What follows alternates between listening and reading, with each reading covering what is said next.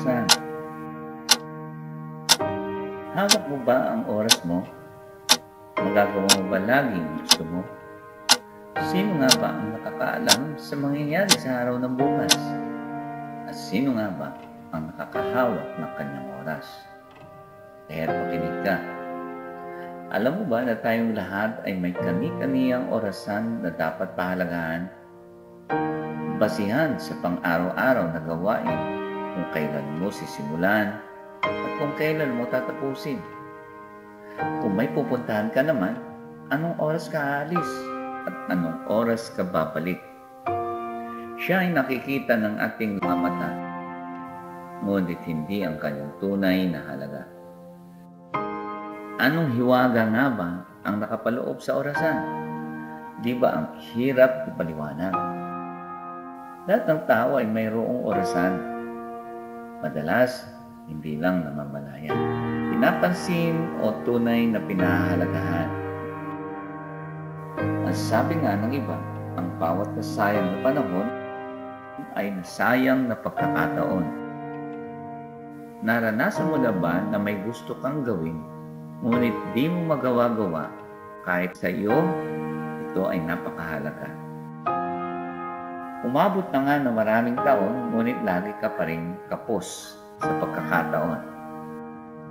Dapat mong tanggapin na hindi mo magagawa ang lahat ng bagay ng sabay-sabay.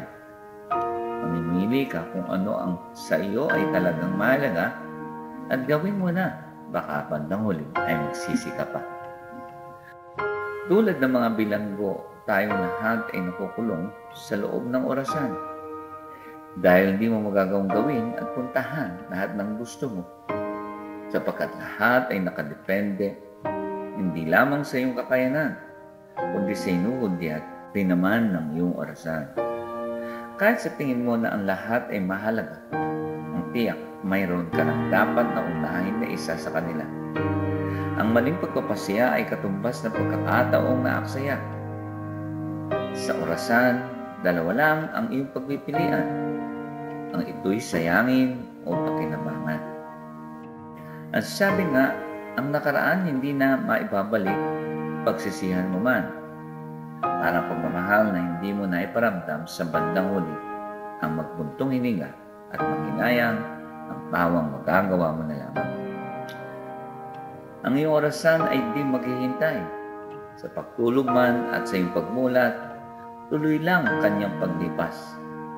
At sa kapasyahan ng sa atin ay lumalang, ang ating orasan ay hihinto at hihinto, kasabay ng ating paglisan.